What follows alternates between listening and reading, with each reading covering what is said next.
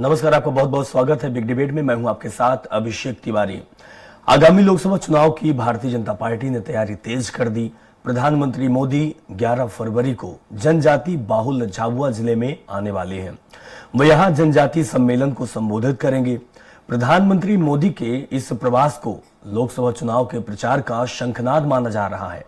किस तरीके की तैयारी है, क्या कुछ निकल रहा है और इस झाबुआ जिले के दौरे को लेकर क्या कुछ मान्यताएं हैं, क्या कुछ कहना है, देखिए रिपोर्ट।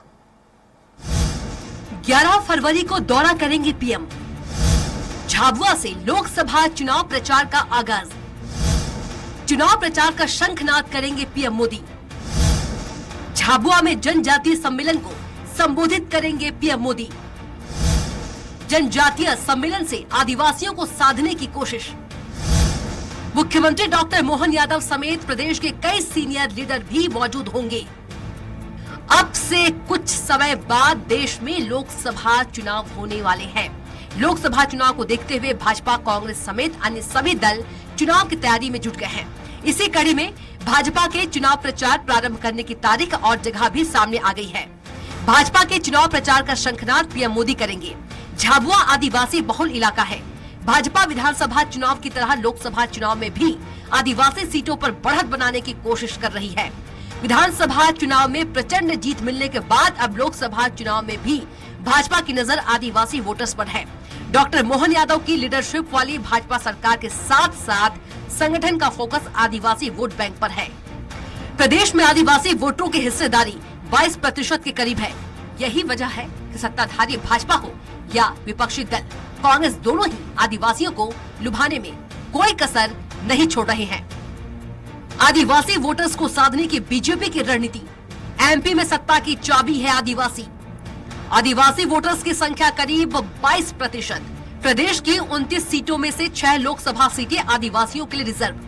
सभी सीटों पर भाजपा का कब्जा। मध्य प्रदेश में आदिवासी वोटर्स की संख्या करीब 22% है। प्रदेश की 29 सीटों में से 6 लोकसभा सीटें आदिवासियों के लिए रिजर्व है। फिलहाल सभी सीटों पर भाजपा का कब्जा है। प्रदेश की 47 विधानसभा सीटें आदिवासियों के लिए रिजर्व है। मध्य प्रदेश में कुल 78 विधानसभा सीटें ऐसी हैं जहां आदिवासी वोटर किसी को जिताने हराने की ताकत रखते हैं। यही वजह है कि भाजपा और कांग्रेस उनको साधने के लिए कोई कसर नहीं छोड़ रहे हैं। मोदी के दौरे को लेकर सियासत। कांग्रेस ने मोदी के दौरे को लेकर कसा तंज। दौरे से कांग्रेस को नहीं पड़ेगा असर। मोदी के दौरे को लेकर मध्य प्रदेश कांग्रेस का कहना है कि मोदी कहीं भी आए जाए, इससे कांग्रेस को कोई फर्क नहीं पड़ता। तो वहीं डिप्टी सीएम राजेंद्र शुक्ल का कहना है कि पीएम मोदी आदिवासियों से मुखातिब होने आ रहे हैं। आदिवासी वर्ग को साधने के लिए किसी सम्मेलन की जरूरत नहीं है, क्योंकि सरकार आदिवासियों को लेकर कई जनहितैषी योजनाएं चला रही है। मोदी के दौरे को लेकर बीजेपी प्रदेश अध्यक्ष वीडी शर्मा, लोकसभा चुनाव के प्रदेश प्रभारी डॉक्टर महेंद्र सिंह, सह प्रभारी सतीश उपाध्याय और पार्टी के प्रदेश संगठन महामंत्री हितानंद शर्मा ने पीएम मोदी के जनजातीय सम्मेलन में आगमन की तैयारियों को लेकर बैठक ली। बैठक में मंत्री निर्मला भूरिया, नागर सिंह चौहान, सांसद जीएस डामोर, पार्टी के प्रदेश मंत्री संगीता सोनी समेत कई नेता मौजूद थे। पीएम मोदी आ रहे हैं। अब देखना होगा कि पीएम आदिवासी वर्ग को कितना साथ पाते हैं, क्योंकि एमपी में सबसे बड़ी आबादी आदिवासी की है। आदिवासी वोटर कई लोकसभा सीटों पर निर्णायक भूमिका निभाते हैं। सलमान खान, स्वराज एक्सप्रेस। तो टारगेट पर ट्राइबल, जी हां, प्रधानमंत्री मोदी का दौरा है। आदिवासी वोट बैंक को साधने की कोशिश होगी। इस पर हम विस्तार से बातचीत करेंगे। बातचीत करने के लिए हमारे खास पैनल मौजूद है। सबसे पहले हम स्वागत करेंगे बीजेपी प्रवक्ता पूर्व विधायक घनश्याम पिरोनिया जी का। कांग्रेस प्रवक्ता अमित शर्मा जी हमारे साथ जुड़ गए। अमित शर्मा जी, आपका भी बहुत बहुत स्वागत है। और वरिष्ठ पत्रकार भूपेंद्र सुलेरे हमारे साथ जुड़े हैं। भूपेंद्र जी, आपका भी बहुत बहुत स्वागत है। सबसे पहले अमित जी आपके पास आते हैं। जिस तरीके से लगातार भारतीय जनता पार्टी कई योजनाएं चला रही है आदिवासियों के लिए, और भारतीय जनता पार्टी ये जानती है कि किस समय कौन सा दांव खेलना है। लोकसभा चुनाव नजदीक है और लोकसभा की जो बिसात है वो बिछानी शुरू हो गई है। झाबुआ जिले का दौरा है प्रधानमंत्री मोदी का। आदिवासी वोट बैंक को साधने की कोशिश है। आपकी क्या प्रतिक्रिया है? अभिषेक भाई, हमारे देश के प्रधानमंत्री मध्य प्रदेश के दौरे पर आ रहे हैं और खासकर उस क्षेत्र में आ रहे हैं जो कहीं ना कहीं रोज खाने और कमाने वाला वर्ग है। बहुत मेहनत करता है और इस हमारे पर्यावरण को अगर किसी ने सुसज्जित करने का काम, उसको आज बना के रखने का काम करा है, तो वो आदिवासी वर्ग है। मेरे प्रधानमंत्री मध्य प्रदेश के दौरे पर आ रहे हैं, मैं उनका स्वागत करता हूँ। लेकिन आज दौरे पर आ रहे हैं, मुझे लगता है कि मेरे प्रधानमंत्री पूछेंगे कि पिछले 18 वर्षों में तत्कालीन मुख्यमंत्री शिवराज सिंह चौहान जी के नेतृत्व में, वर्तमान में लगभग 2 महीने होने को आ गए डॉक्टर मोहन यादव जी के नेतृत्व में, आदिवासी कल्याण के लिए क्या क्या कार्य किए गए। और मुझे ऐसा विश्वास है कि कहीं ना कहीं इस बात पर भी वो पूछेंगे कि जब पहले वो आदिवासी कार्यक्रम में मध्य प्रदेश में आए थे प्रधानमंत्री विधानसभा चुनाव के पूर्व, तो विधानसभा के आसपास जो आदिवासियों पर पेशाब करने का काम, एनसीआरबी की रिपोर्ट के अनुसार आदिवासियों पर अत्याचार का बढ़ने का काम, आदिवासी महिलाओं के अत्याचार का, आदिवासी नौजवान के बेरोजगार का, और कहीं ना कहीं जल जंगल जमीन जो आदिवासी का मूल नारा है, इन सारी चीजों पर जो भूमाफिया अतिक्रमण लगातार करते जा रहे हैं, ये कांग्रेस नहीं कह रही, ये वर्तमान की रिपोर्टें कह रही हैं, जो पिछले बार विधानसभा में भी अंकित थी और जो केंद्र की रिपोर्टें हैं। आज हम देखें कि आदिवासी लगातार आत्महत्या कर रहा है। आदिवासी किसान को कहा गया कि उसको 5 एकड़ से ऊपर की जमीन दी जाएगी, जनजाति आयोग के माध्यम से उसको ऋण दिया जाएगा। ऐसे कई लोगों ने आवेदन करे, लेकिन तथाकथित चंद लोगों को कर उसमें खाना पूर्ति करी गई। अभिषेक जी, एक सबसे महत्वपूर्ण बात, आदिवासियों की हित की बात तो हमने करोड़ों रुपए सरकार के बजट लगाकर, टेंट लगाकर और भगवान टंटिया मामा की जयंती भी बनाई, लेकिन भगवान टंटिया मामा को मानने वाले जो आदिवासी जनजाति मेरे भाई बहन हैं, उनके हितकारी कल्याण के लिए कितनी योजनाएं चलाई? सिर्फ कागजों पे योजनाएं चली। 32 बड़ी योजनाएं थी, 5 उन योजनाओं में फंड डाला गया और धीरे धीरे आते आते उन योजनाओं को बंद कर दिया गया। अब सबसे बड़ी बात, जो मेरे आदिवासी भाई बहन हैं, एसटी की स्कॉलरशिप मध्य प्रदेश में 3.5 वर्षों से नौजवानों को नहीं मिल रही। अनुसूचित जाति की स्कॉलरशिप 3.5 वर्षों से मध्य प्रदेश में नहीं बन रही। ये सब बजट के अभाव से इधर से उधर कान पकड़ के कहा जा रहा है। मैं समझता हूं कि इन बातों को मेरे देश के प्रधानमंत्री पूछेंगे, और कहीं ना कहीं जो मध्य प्रदेश के 18 वर्षों में करीब 36,000 से ऊपर किसानों ने आत्महत्या की है, जो आदिवासी लोग हैं, उनका भी प्रमाण पत्र आकर प्रधानमंत्री जी को बताना होगा। ठीक है, घनश्याम जी से पूछ लेता हूं। घनश्याम जी, जिस तरीके से कांग्रेस पार्टी का कहना है कि आदिवासियों को केवल और केवल कटघरे में खड़ा किया जाता है, हाथ में झुंझुना दिया जाता है, चुनाव के समय वोट लिया जाता है, काम नहीं किया जाता, वादे दावे आप करते रहते हैं, लेकिन ना तो उनकी स्थिति बदली है, ना उनकी परिस्थिति बदली है। वो आज भी रोजी रोटी के लिए मेहनत करते हैं और उसी 400-500 रुपए में ही सिमटे हुए हैं।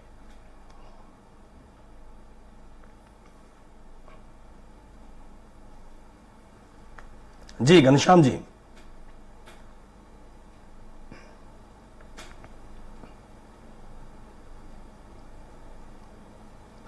घनश्याम जी की आवाज आप तक पहुंच पा रही है? आवाज आ रही है। जी बिल्कुल, अपनी बात रखिए घनश्याम जी। नहीं, मैं सुना नहीं, प्रश्न सुन पाया नहीं। जी, कांग्रेस पार्टी का कहना है कि वोट के समय बस आदिवासी लोग याद आते हैं, हाथों में झुंझुना दिया जाता है, कोई परिवर्तन आज में नहीं आता, स्थिति परिस्थिति वही है जो कई सालों से चल रही है, तो फिर वोट के समय ही क्यों याद आते हैं? देखिए, ये कहावत है ना कि जाकी रही भावना जैसी, प्रभु मूरत देखी तीन तैसी। असल में कांग्रेस ने लंबे समय तक इस देश में और प्रदेशों में राज्य किया है, और इनको चाहिए था कि 50 वर्ष में या जब जब इनके कार्यकाल रहे, इनको अनुसूचित जाति और जनजाति वर्ग का जिस प्रकार से आमूलचूल परिवर्तन करना चाहिए था, जिस प्रकार से विकास करना चाहिए था, जिस प्रकार से उनके जीवन को और संवारना चाहिए था, इनको अपने कार्यकाल में झांकने की आवश्यकता है। आज आप देखेंगे कि केंद्र की नरेंद्र मोदी सरकार और मध्य प्रदेश की हमारी मोहन जी की सरकार, ये अनुसूचित जाति और जनजाति वर्ग के कल्याण के लिए अनेक जनहितैषी योजनाओं का संचालन और क्रियान्वयन कर रहे हैं, और उसी का परिणाम है कि आज इन वर्गों का भारतीय जनता पार्टी की सरकारों के प्रति और बहुत अच्छा झुकाव है, बहुत अच्छा सोच है।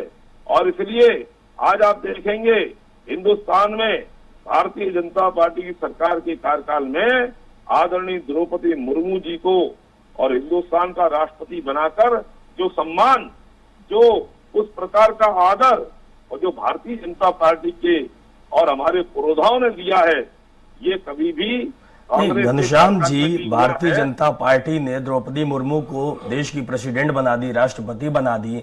क्या इससे जो देश की और आवाम है, आदिवासी है, क्या उनका कल्याण हो जाएगा? क्योंकि हम भी देखते हैं, माफी चाहता हूं, लोगों से बातचीत जब की जाती है तब उनके पास रोजी रोटी का संकट होता है, उनके पास बहुत कुछ खास होता नहीं है। तो क्या द्रौपदी मुर्मू, जिनको बड़ा सा आशियाना मिला हुआ है, बड़ी कुर्सी मिली हुई है, देश के सर्वोच्च जगह पे बैठी हुई है, क्या और आदिवासियों का कल्याण हो जाएगा?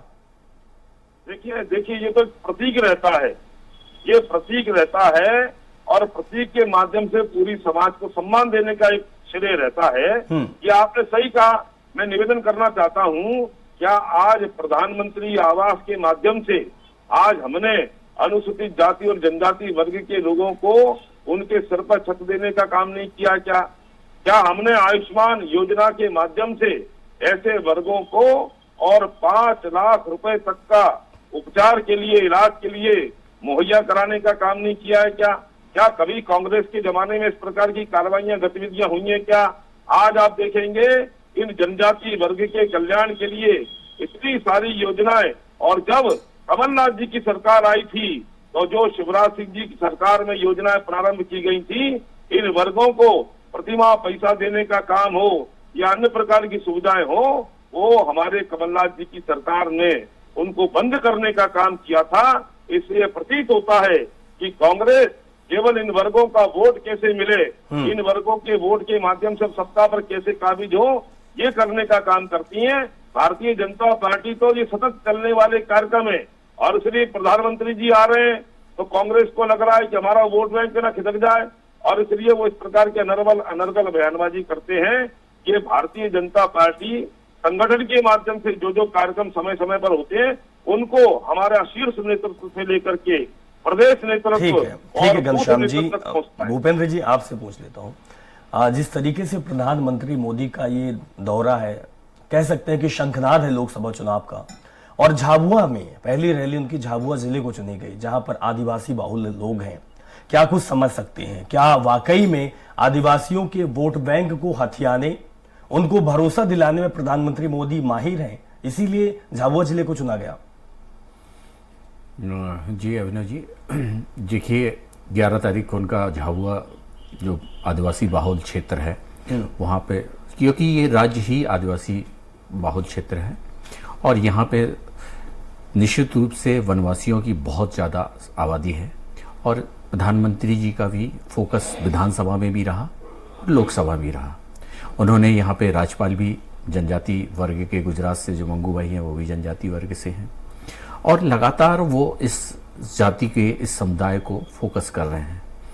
और उनकी जो रचना है जो 2024 में, वो यही है कि जो वोट है जो कांग्रेस में 2018 में जो शिफ्ट हुआ था विधानसभा में, वो फिर से इन्होंने अभी अपने विधानसभा में चुनाव में 2023 में फिर से अपने पास ला लिया, और 24 में वो उनके साथ बना रहे, क्योंकि ये उन्होंने सतत कार्यक्रम चलाए हैं। आपको पेशा कानून का जो उन्होंने अभी वो कैसे करेंगे उस कानून को लागू किया है। दूसरी बात, उन्होंने जो जनजातीय वर्ग के जो स्वतंत्रता संग्राम के 75 वर्ष में उन्होंने एक पूरा एक गवर्नमेंट ने एक प्रोग्राम बनाया है जी। और यहाँ पे मैं तो अभी गया था राजभवन, तो राजभवन में एक जनजाति प्रकोष्ठ की भी रचना की है जो कि एक मॉनिटरिंग कर रही है, और जनजातियों की जो भी उनकी बीमारियों की, उनकी जो जातियां हैं जो विलुप्त हो रही हैं। तो निश्चित रूप से जो कांग्रेस के पास पहले बहुत अच्छे नेता थे, जनजातियों से भी थे, हर जगह से थे, और कांग्रेस का एक तरफा वो चलता था। लेकिन आज जो मोदी जी हैं, मोदी जी के सामने उनके फेस का कोई नेता नहीं दिखता है। और दूसरी बात, वो उस परंपरा में जाते हैं, जैसे अभी जाएंगे तो देखिए आप 11 तारीख को झाबुआ को जो ट्रेडिशनल जो पारंपरिक चीज़ होगी वो वहाँ का उनका स्लोगन होगा, वो ड्रेस पहन के जाएंगे, क्योंकि वो एक राजनीति के रूप में एक लोक लोभावन जो वहाँ की एक संस्कृति है उसी को फोकस करेंगे।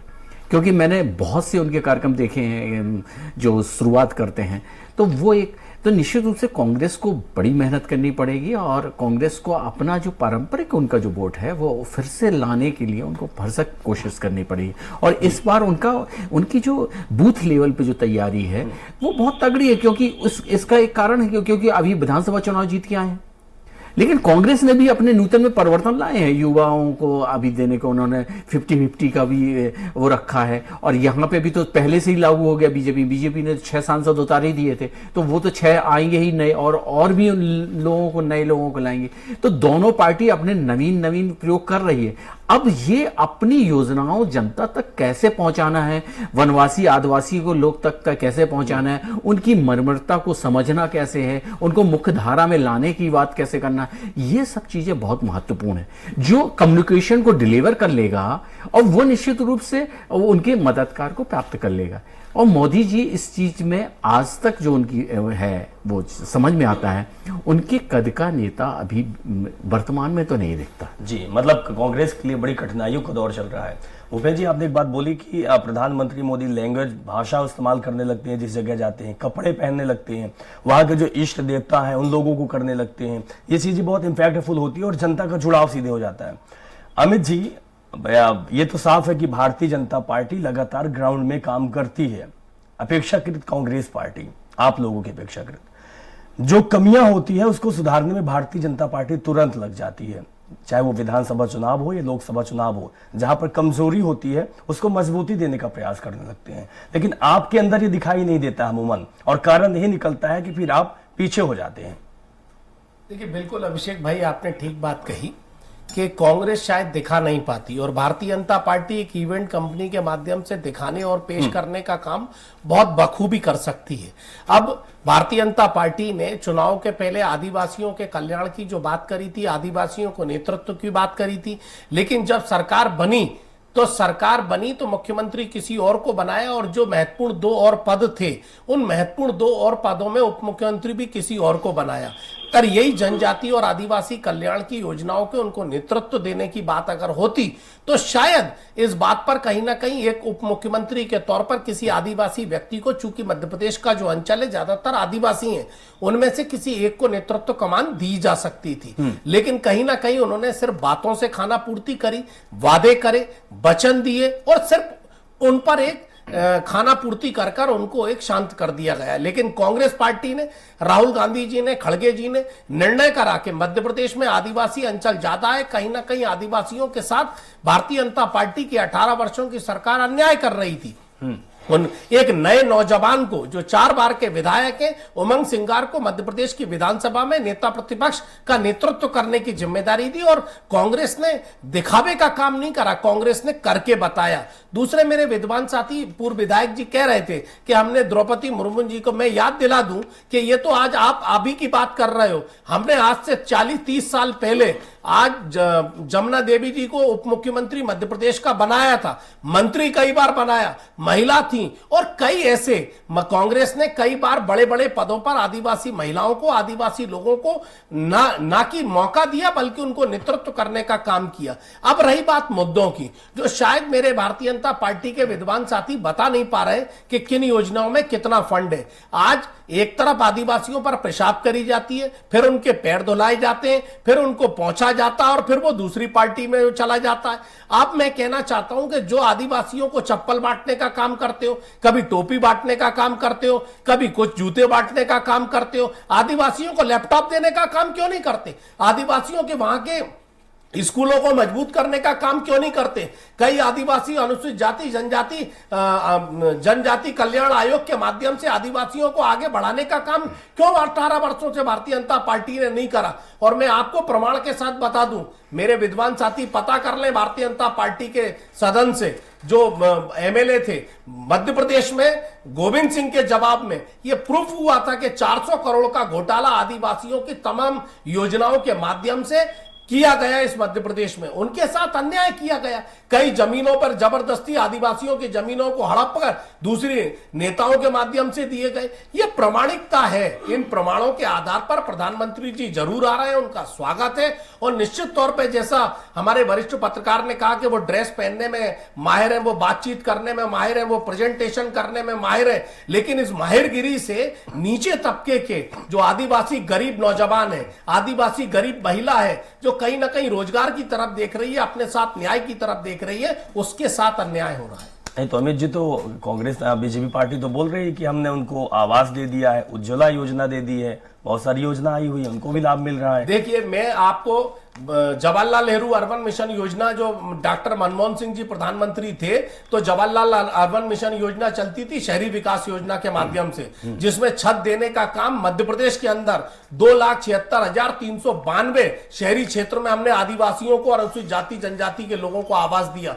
इंदिरा आवास योजना चलती थी ग्रामीण क्षेत्र में, हमने इंदिरा आवास योजना के तहत हमने 2,13,392 परिवार को घर देने और छत देने का काम किया। बातों का काम कांग्रेस ने नहीं करा। हाँ, हम बता नहीं पाए, भारतीय जनता पार्टी बिना काम के हजारों रुपए के ऐड कर कर आदिवासियों को प्रलोभन देने का, भ्रमित करने का और कहीं ना कहीं उनको गुमराह करने का काम भारतीय जनता पार्टी ने किया है। चलिए ठीक है, तो ये भी तो आपकी कमी है कि अगर मौजूदा समय में इस तरीके की बात और चल रही है, राजनीति चल रही है, तो फिर आप नहीं कर पा रहे हैं, तो फिर कैसे पार पाएंगे? देखिए, अभिषेक नहीं, घनश्याम जी के जी पास आएंगे। घनश्याम जी, जिस तरीके से कांग्रेस पार्टी आरोप लगा रही है कि केवल और केवल आप दिखावा ही कर रहे हैं, 20 साल तक आप प्रदेश में रहे, 10 साल से आप राज कर रहे हैं केंद्र में, अगर आपको काम करना होता तो ये टाइम बहुत था, क्योंकि आप भी आरोप लगा रहे हैं कि कांग्रेस पार्टी ने लगातार पिछले सरकारों में क्या किया है, तो आप भी तो बहुत कुछ कर सकते थे। आपको चुनाव के समय ही क्यों याद आया? और कांग्रेस पार्टी ने यह भी कहा कि जूता चप्पल बांटने की जरूरत आपको पड़ती है। इस समय जो है किसियानी बिल्ली खंबा नोचे जैसा है। अभी आप कह रहे थे हमारे प्रवक्ता महोदय कि प्रधानमंत्री जी और आएंगे और ये पहनेंगे। अरे भाई, जिसको जिस क्षेत्र की जानकारी हो उस क्षेत्र के अनुसार क्या करना चाहिए, क्या बोलना चाहिए, ध्यान में आता है। अभी हम एक वीडियो देख रहे थे इनके नेता का, आदरणीय राहुल गांधी जी का, और वो मंदिर में बैठ के और हमारे विद्वान पुजारी लोग उनसे पूजन करवा रहे थे। अब उनको यही नहीं समझ में आ रहा था कि बेलपत्री को कहाँ चढ़ाना चाहिए, दूध को शिवलिंग के ऊपर चढ़ाना चाहिए कि नहीं चढ़ाना चाहिए। अरे भाई, जब आपको ये करना नहीं आता है तो आपको हमारे नेताओं में नौटंकी दिखाई देता है। अरे हमारे नेता नौटंकी नहीं करते हैं, जनमानस में रह के, जनमानस के बीच में रह के और जनमानस का कैसे कल्याण करना चाहिए ये करने का काम करते हैं। और आपके नेता जो उस समय मध्य प्रदेश के हमारे नेता प्रतिपक्ष थे, आदरणीय गोविंद सिंह जी, उन्होंने अभी क्या बयान दिया था रानी कमलापति जी का, हमने जो वहाँ इतना बड़ा ये भोपाल में वो किया है। तो आपकी जो भावना है अनुसूचित जनजाति वर्ग के प्रति, आपका जो सोच है, आपकी पार्टी का जो सोच है, वो आपके नेताओं के माध्यम से ध्यान में आता है। आप निश्चिंत रहो। बिल्कुल घनश्याम जी, और इस पर नतीजे यही निकलता है कि चुनाव होते हैं, जब वोट देना होता है तो लोग फैसला कर लेते हैं कि किसको किधर जाता है। आखिरी सवाल भूपेंद्र जी आपसे होगा। भूपेंद्र जी, एक बात ये सामने निकल कर आती है कि कांग्रेस पार्टी जो मौजूदा स्थिति चल रही है, मौजूदा समय में अपनी बातों को कांग्रेस पार्टी नहीं रख पाती है। कांग्रेस पार्टी भी एक्सेप्ट करती है कि मैं दिखा नहीं पाता हूं, एडवर्टाइजमेंट नहीं हो पाता है, क्योंकि भारतीय जनता पार्टी इन चीजों में माहिर है और ये दिखता भी है। क्या कांग्रेस पार्टी को भी इसी तरीके से होना पड़ेगा जिस तरीके से बीजेपी चल रही है, या कुछ अलग अपनाना पड़ेगा? देखिए, कांग्रेस निश्चित रूप से इस चीज को स्वीकारी है और उसने परिवर्तन लाए हैं। देखिए, अभी जो प्रवक्ता ने बताया, देखिए उन्होंने पार्टी अध्यक्ष भी बदला, नेता प्रतिपक्ष भी बदला, और वो उनको मजबूरी है, अगर इस हिसाब से नहीं चलेंगे। देखिए, प्रधानमंत्री जी बिल्कुल उन्होंने अच्छी बात कही कि देखिए, जो वहाँ का कल्चर जानेगा, जहाँ हमें जाना है वहाँ का हमें जानकारी तो होनी चाहिए। और जब देश का प्रधानमंत्री उस चीज को करता है ना, तो एक अलग वेव्स बनती है, उसकी अलग धारणा बनती है। तो ये है उनकी क्वालिटी, और वो अध्ययन करके आते हैं। मैं ये नहीं कह रहा हूं कि आप लोग भी नहीं करते, लेकिन करते हैं, लेकिन उस चीज पे, उस लेवल पे जो परिवर्तन कहते हैं। अब देखिए, आप इस चुनाव में देख लीजिए, किसी को पता नहीं चला, उन्होंने ऐसे ऐसे लोगों को टिकट काट दिए।